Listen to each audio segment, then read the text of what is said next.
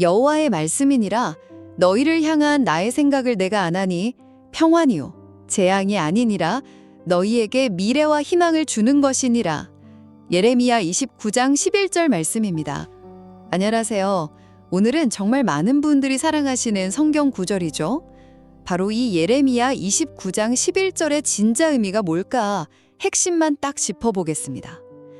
이 말씀은요, 사실 선지자 예레미야가 바빌론의 포로로 끌려가서 모든 걸 잃고 절망에 빠져있던 이스라엘 백성에게 보낸 편지 일부예요.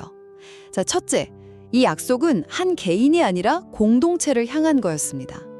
본문에서 너희는 한 사람이 아니라 포로로 잡혀간 민족 전체를 가리키는 거죠. 이건 하나님께서 이스라엘 민족을 버리지 않으셨다는 국가적 회복의 약속이었고요.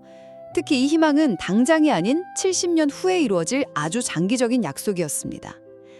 그리고 둘째, 여기서 말하는 평안은요, 우리가 흔히 생각하는 성공이나 부유함과는 좀 다릅니다. 원어인 샬롬은 전인격적인 평안과 완전한 회복, 그러니까 총체적인 안녕을 의미해요. 이건 고난이 없을 거란 뜻이 아니라 오히려 그 절망적인 포로 생활 속에서도 삶을 잘 일구라는 어려운 요청과 함께 주어진 더 큰 약속이었던 거죠. 결론적으로 예레미야 29장 11절은 고통의 한가운데서도 일하시는 하나님의 큰 그림과 공동체를 향한 궁극적인 회복의 소망을 보여주는 강력한 메시지입니다. 오늘 말씀이 여러분께 깊은 울림을 주었기를 바랍니다. 잠시 후 이 주제에 대한 심층 분석이 이어집니다.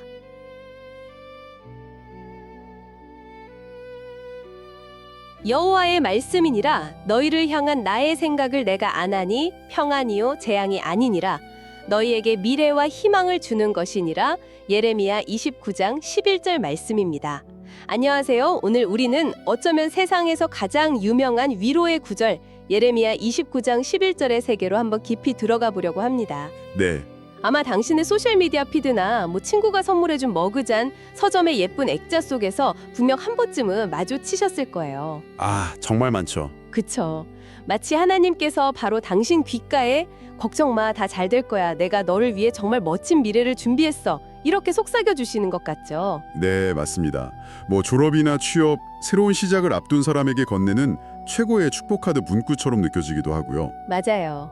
개인의 성공과 번영을 약속하는 그런 따스한 햇살 같은 말씀으로 다가오죠.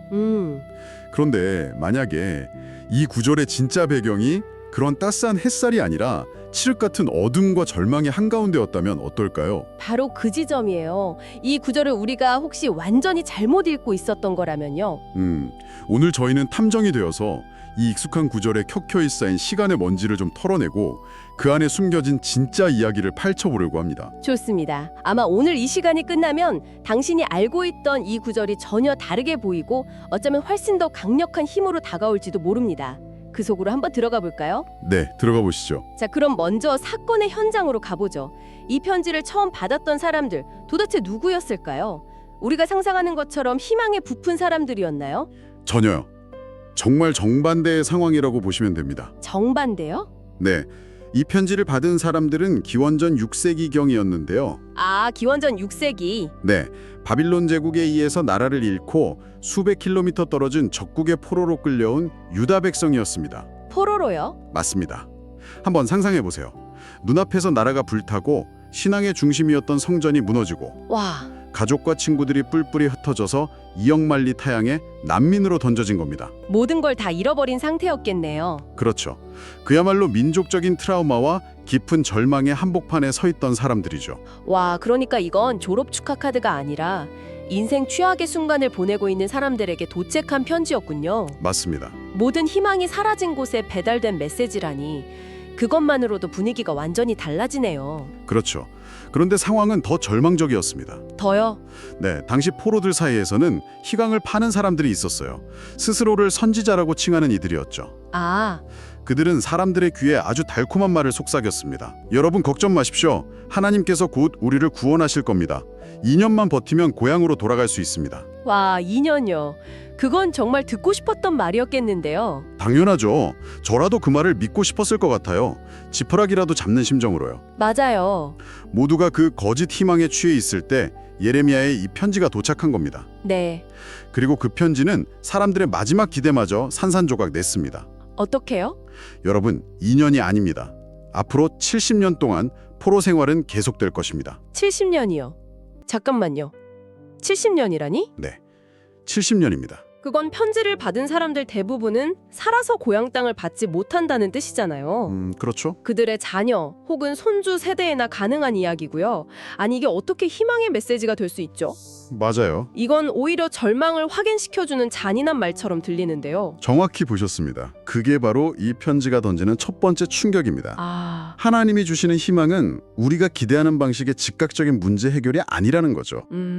오히려 너희의 고통은 생각보다 훨씬 길어질 것이다라는 이 냉혹한 현실을 직시하게 만드는 데서 시작합니다. 와, 바로 그 절망적인 선언 직후에 오늘 우리가 다루는 11절 말씀이 등장하는 거예요. 아, 그 다음에요. 네, 그런 나의 계획이 재앙이 아니라 평안이며 너희에게 미래와 희망을 주는 것이다. 와, 이건 정말 맥락을 알고 나니까 구절의 무게가 완전히 다르게 느껴지네요. 그렇죠. 70년이라는 절망적인 시간을 선포한 직후에 이게 재앙이 아니라 평안을 위한 계획이라고 말씀하신다니. 네, 그럼 여기서 말하는 평안은 우리가 보통 생각하는 아무 문제가 없는 상태와는 전혀 다른 의미겠군요. 그렇습니다. 아주 중요한 지점인데요.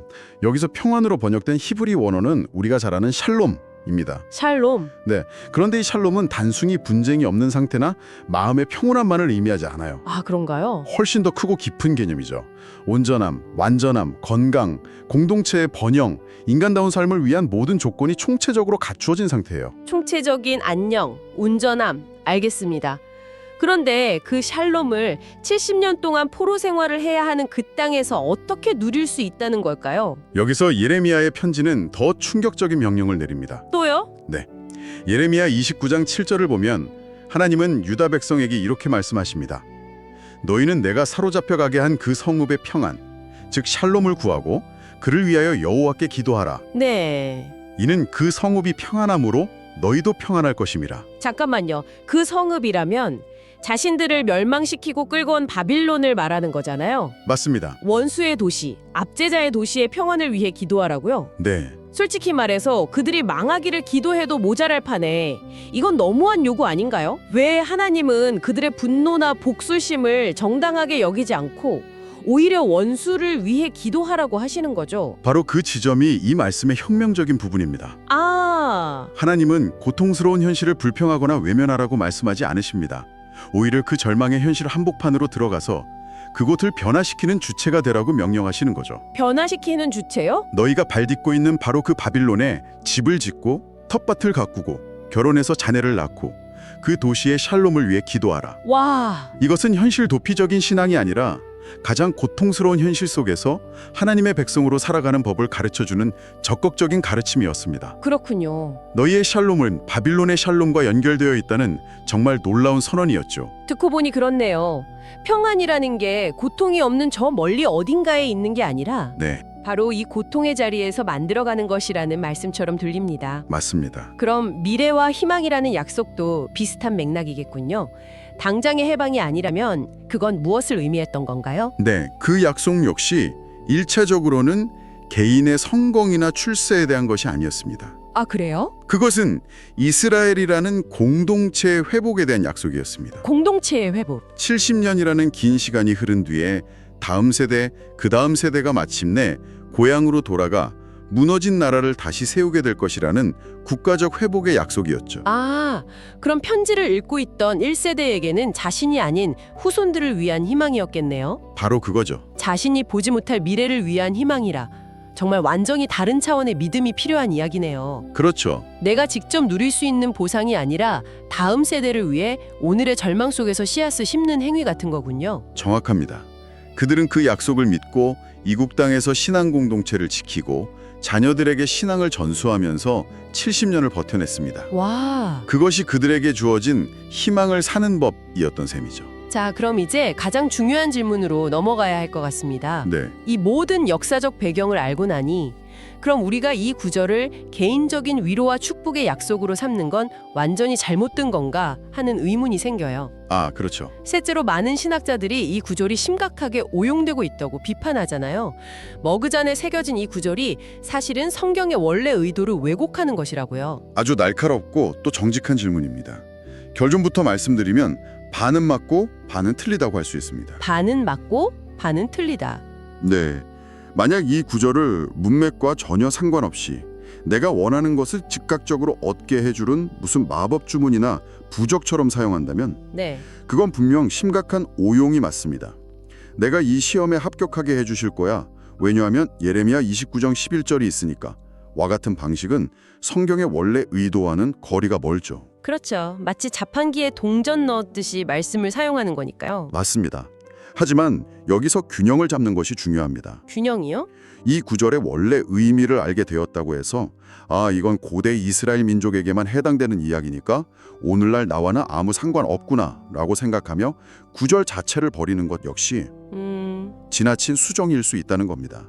시계추가 한쪽 극단에서 다른 쪽 극단으로 확 쏠려버리는 거죠. 지나친 수정이요? 좀 더 쉽게 설명해 주실 수 있나요? 그러니까 이 구절의 역사적 특수성을 인정하면서도 그 안에 담긴 시대를 초월하는 보편적인 진리를 발견하는 것이 중요합니다. 보편적인 진리? 네. 이 구절은 단지 이스라엘을 70년 후에 회복시키겠다는 정보만 담고 있는 게 아니에요. 그 약속을 통해 드러나는 하나님의 성품이 핵심입니다. 하나님의 성품이요. 바로 자기 백성을 향한 하나님의 마음은 비록 그 과정이 이해할 수 없이 고통스럽고 오래 걸릴지라도 궁극적으로는 해를 입히거나 재앙을 주려는 것이 아니라 선하고 온전한 샬롬을 주려는 데 있다는 사실입니다. 알겠습니다. 그러니까 이스라엘 민족에게 주셨던 70년 후의 귀환이라는 구체적인 약속 자체를 오늘날 나에게 문자 그대로 적용할 순 없지만 네, 그렇죠. 그 약속에 담겨 있는 하나님의 선하신 계획과 마음, 즉 그 원칙은 오늘 우리에게도 유효하다는 말씀이시군요. 바로 그것입니다. 특히 신약 성경의 관점에서 보면 그리스도인들은 이 약속에 더 깊이 연결될 수 있습니다.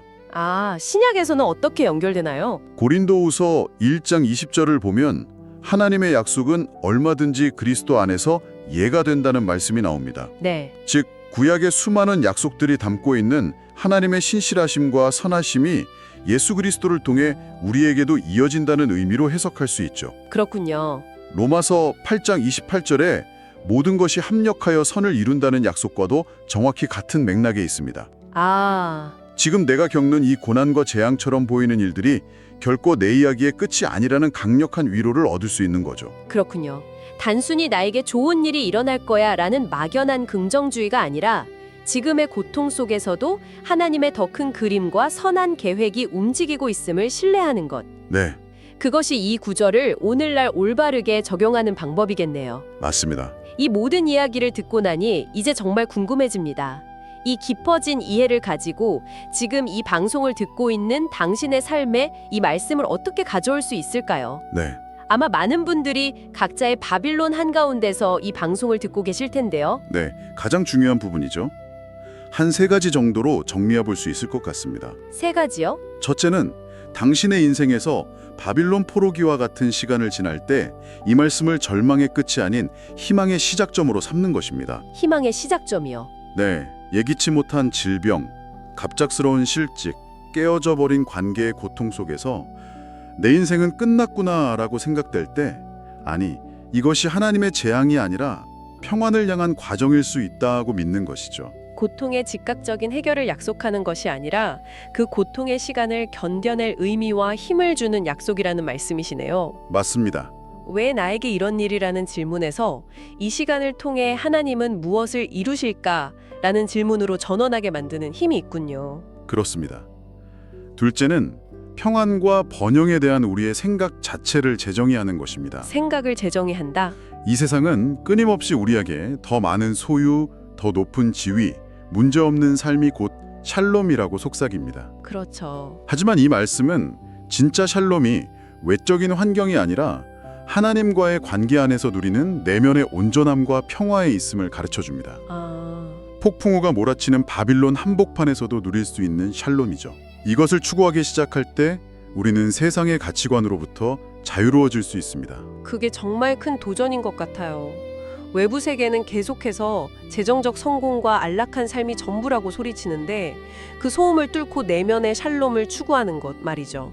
쉽지 않죠. 쉽지만 그게 진짜 자유일 것 같다는 생각이 드네요. 마지막 3번째는 가장 적극적이고 도전적인 적용입니다. 네. 바로 당신이 처한 그 어려운 환경, 그 바빌론의 평안을 위해 기도하며 축복의 통로가 되는 것입니다. 아, 나를 힘들게 하는 직장 상사, 삐걱거리는 가정, 소망 없어 보이는 공동체를 향해 불평하고 저주하는 대신 그곳에 하나님의 샬롬이 임하기를 기도하는 것이죠. 바꾸는 것. 생각의 전환만으로도 엄청난 변화가 시작될 것 같습니다. 그렇죠. 내가 피해자라는 생각에서 벗어나 그곳에 하나님의 평화를 심는 주체로 서는 거니까요. 네, 그것이 바로 2600년 전 절망의 땅에 던져졌던 이 편지가 오늘 우리에게 여전히 살아있는 말씀으로 다가오는 이유입니다. 오늘 우리는 예레미야 29장 11절, 이 짧지만 깊은 구절 속으로 긴 여행을 다녀왔습니다. 네, 막연한 위로를 넘어 고통스러운 현실을 정면으로 마주하게 하고 그 안에서 하나님의 신실하심을 붙들게 하는 단단하고 강인한 약속임을 온몸으로 느끼게 되네요. 당신이 지금 겪고 있는 그 고통과 눈물이 결코 하나님의 계획 밖에 버려진 것이 아니라 그분의 더 크고 선한 이야기 한 페이지를 채우고 있음을 믿는 것. 그것이 오늘 이 말씀이 우리에게 주는 가장 큰 위로이자 가장 큰 도전일 겁니다. 오늘 나는 이 이야기가 당신의 마음속에 오래도록 남아 인생의 가장 어두운 터널을 지날 때마다 길을 밝혀주는 작은 등불이 되기를 진심으로 바랍니다. 경청해 주셔서 감사합니다. 감사합니다. 오늘 나눈 내용을 바탕으로 곧 이어지는 순서에서는 보다 깊이 있는 심층 토론이 진행될 예정입니다. 계속해서 함께해 주시기 바랍니다. 네, 지성의 담론 DB데이트에 오신 것을 환영합니다. 오늘 저희가 다룰 주제는 아마 많은 기독교인 분들의 책상 위나 액자 속에 가장 많이 담겨있는 성경 구절 중 하나일 겁니다. 바로 예레미야 29장 11절인데요. 이 고통 속에 있는 이들에게 정말 큰 위로를 주는 이 말씀이 과연 시대를 초월해서 오늘을 사는 우리 개개인을 향한 하나님의 직접적인 약속으로 볼 수 있을까? 아니면 이건 특정 역사적 상황, 그러니까 바빌론의 포로로 잡혀간 이스라엘 민족에게만 주어진 약속인데 오늘날에 와서 그 본래 의미가 좀 희석되거나 오용되고 있는 건 아닐까, 이 문제를 두고 이야기 나눠보겠습니다. 네, 정말 중요한 질문이라고 생각합니다. 저는 이 구절이 단순히 과거의 약속에 머무는 것이 아니라 당신의 백성을 향한 하나님의 그 변치 않는 선한 의지를 보여주는 하나 창가 같다고 생각합니다. 그래서 그리스도 안에서 새로운 언약 백성이 된 오늘날 우리에게도 여전히 유효한 희망의 원리가 될 수 있다. 이런 입장에서 한번 이야기를 풀어가 보겠습니다. 저는 조금 다른 각도에서 좀 접근을 해보고 싶은데요.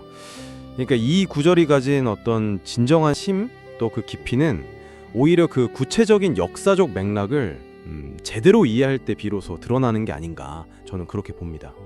이 약속을 맥락 없이 개인의 삶에 바로 적용하려고 할 때 오히려 본문이 주고자 했던 더 크고 깊은 메시지를 놓칠 위험이 있다.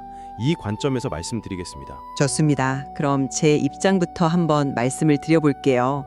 이 예레미야 29장 11절은 정말 그야말로 절망의 한복판에 던져진 말씀이거든요. 한번 상상해보면 나라가 망하고 성전이 파괴되고 모든 걸 잃은 채 낯선 땅에 끌려온 백성들 심정이 어땠을까요? 아마 모든 희망이 그냥 사라졌다고 느꼈을 겁니다. 바로 그들에게 하나님께서 말씀하시는 거죠.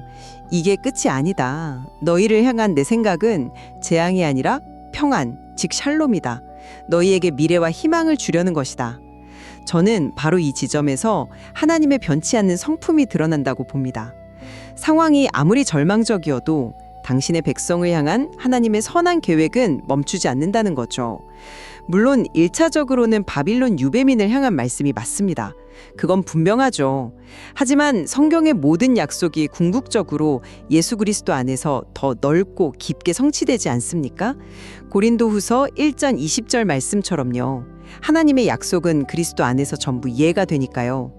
그렇기 때문에 오늘날의 신자들은 그리스도와 연합한 이 새로운 언약 공동체의 일원으로서 이 구절에 담긴 하나님의 선한 계획이라는 근본적인 원리 안에서 위로와 소망을 찾을 수 있다는 겁니다. 그리고 여기서 말하는 평안, 이 샬롬이 단순히 아무 일 없는 상태나 물질적인 번영을 의미하는 게 아니라는 점도 아주 중요하고요. 이건 하나님과의 올바른 관계 속에서 오는 총체적인 안녕, 그 온전함을 뜻하니까요. 이건 고난 속에서도 지켜질 수 있는 것이고 오늘날 우리가 추구해야 할 가장 깊은 영적인 가치와 맞닿아 있다고 생각합니다. 네, 방금 말씀하신 그 하나님의 선한 성품 그리고 샬롬의 깊은 의미에 대해서는 저도 전적으로 동의합니다. 하지만 바로 그 지점 때문에 이 구절을 개인에게 직접 적용하는 것이 왜 위험할 수 있는지를 말씀드리고 싶습니다.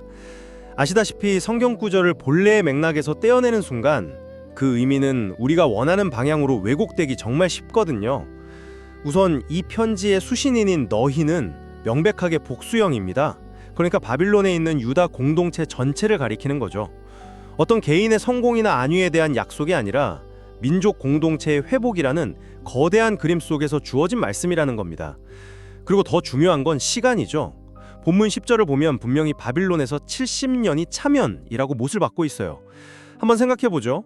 이 편지를 직접 읽었던 그 1세대 유배민들, 그들 대부분은 약속의 성취, 그러니까 고국으로의 귀환을 보지 못하고 이국 땅에서 생을 마감해야 했습니다. 이건 즉각적인 위로나 개인적인 성공 보장이 아니었던 겁니다. 오히려 여기서 참고 견뎌라. 너희 다음 그리고 그 다음 세대가 내 약속의 성취를 보게 될 것이다 라는 세대를 잇는 인내와 소망에 대한 메시지였죠. 그 당시의 백성들은 하나냐 같은 거짓 예언자들이 2년 안에 돌아갈 수 있다 라고 외치는 그런 달콤한 말에 막 흔들리고 있었거든요. 근데 예레미야의 메시지는 정반대였죠. 현실을 똑바로 보고 여기서 집을 짓고 결혼하고 자녀를 낳고 심지어 너희를 억압하는 그 바빌론의 샬롬을 위해 기도하라는 것이었습니다. 이런 맥락을 싹 무시하고 하나님은 나에게 좋은 계획을 갖고 있어 라는 부분만 딱 떼어서 개인의 형통을 보장하는 어떤 주문처럼 사용하는 것은 결국 당시 백성들을 미혹했던 그 거짓 예언자들의 논리와 비슷해질 수 있다는 저는 그런 심각한 우려가 드는 겁니다. 이건 현대의 번영신학과도 아주 밀접하게 맞닿아 있는 문제라고 보고요. 정말 중요한 지적이십니다. 특히 그 거짓 예언자들의 달콤한 약속과 예레미야의 메시지가 어떻게 달랐는지를 짚어주신 부분은 정말 핵심적이라고 생각합니다. 하지만 저는 바로 그 지점에서 또 다른 가능성을 봅니다. 약속의 대상이 공동체라고 해서 그 안에 속한 개인에게는 그럼 아무런 의미가 없는 걸까요? 공동체라는 건 결국 개인들로 이루어져 있잖아요. 국가적 재난이라는 그 거대한 절망 속에서 70년이라는 아득한 시간을 견뎌야 했던 그 개개인에게 하나님은 여전히 우리를 향한 선한 계획을 갖고 계신다는 이 메시지가 이게 얼마나 큰 버팀목이 되었을까요? 나는 비록 이 땅에서 죽겠지만 내 자녀와 내 손주들은 하나님의 약속을 보게 될 거야 라는 소망이 그들의 하루하루를 의미 있게 만들었을 겁니다. 그렇다면 오늘날 우리도 마찬가지 아닐까요? 교회라는 새로운 언약 공동체 안에서 이 약속에 담긴 하나님의 마음을 내 삶의 원리로 적용하면서 위로를 얻는 것이 왜 문제가 되는 걸까요? 공동체를 향한 약속이 그 안에 있는 나에게 아무런 힘이 되지 못한다면 그건 좀 너무 지나친 분리가 아닐까 싶습니다. 바로 그 원리적 적용이라는 지점이 제가 가장 우려하는 부분입니다. 왜냐하면 공동체적, 역사적 차원의 구원 계획을 개인의 어떤 소망 성취라는 차원으로 축소시킬 위험이 너무나 크기 때문입니다. 이 약속은 개인의 삶에 무작위로 적용할 수 있는 그런 빈 수표가 아니거든요. 제가 한번 이렇게 질문을 던져보고 싶습니다. 만약 우리가 이스라엘 민족에게 주어진 이 약속을 우리 개인의 약속으로 가져올 수 있다면 그럼 가나안 땅에 대한 약속은 어떻습니까? 다윗의 왕위에 대한 약속은요?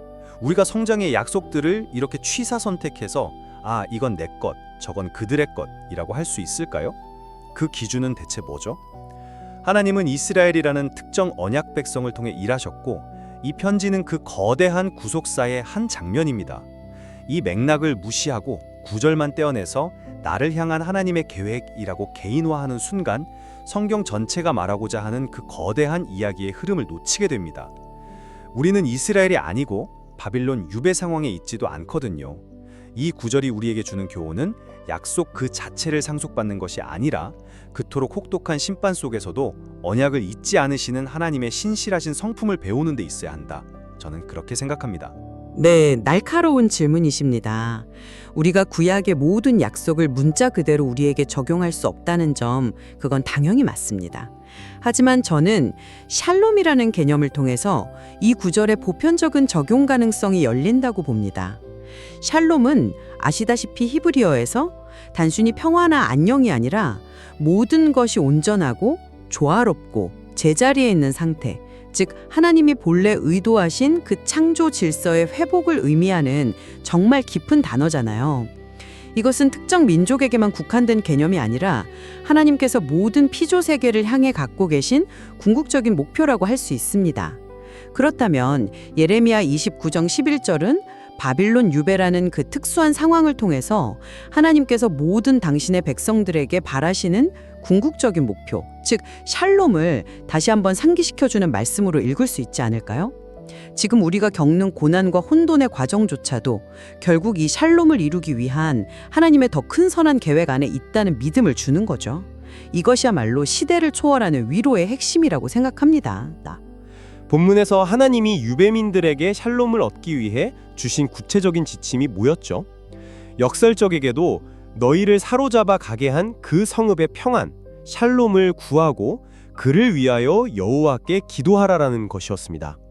잠깐 이 부분을 생각해보면 이건 정말 충격적인 명령입니다. 자신들의 나라를 멸망시키고 가족을 죽인 원수, 그 압제자의 도시를 위해 기도하라는 거니까요. 왜냐? 그 성읍이 평안함으로 너희도 평안할 것이기 때문이죠. 여기서 말하는 샬롬은 내가 원하는 방식의 성공이나 번영, 혹은 고난의 즉각적인 해결과는 거리가 아주 멉니다. 오히려 내 모든 상식과 기대를 뒤엎는 방식으로 찾아오는 거죠.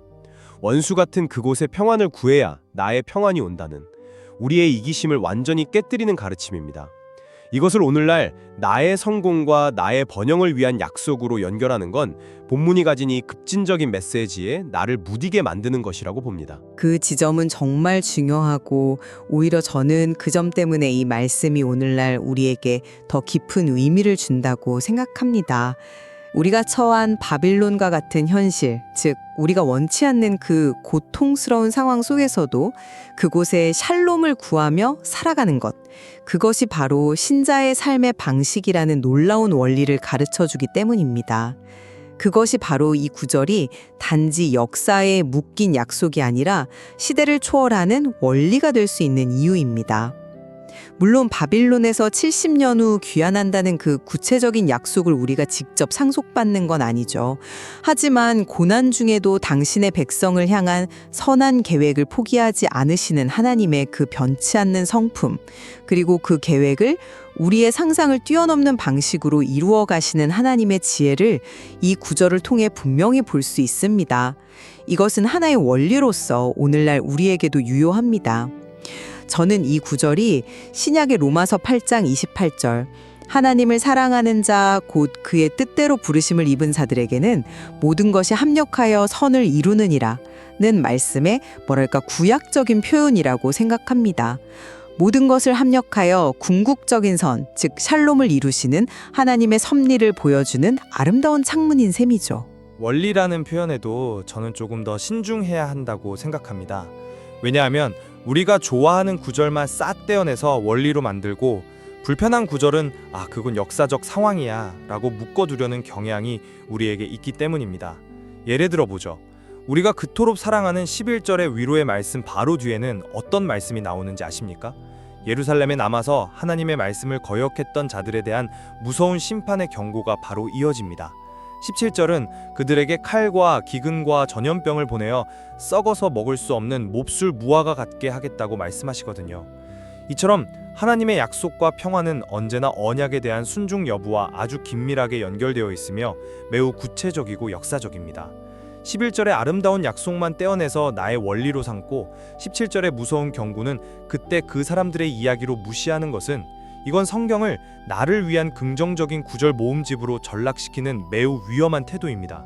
우리는 이 전체 문맥을 통해 하나님의 신실하심 뿐만 아니라 그분의 공의로우심과 거룩하심도 함께 배워야 합니다.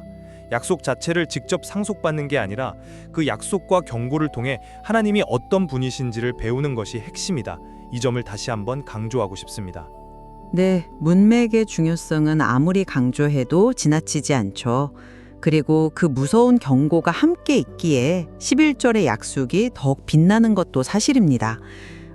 정리를 좀 하자면 저는 예레미야 29장 11절이 그 역사적 배경을 깊이 이해할 때 오늘 우리에게 더 큰 울림을 준다고 봅니다.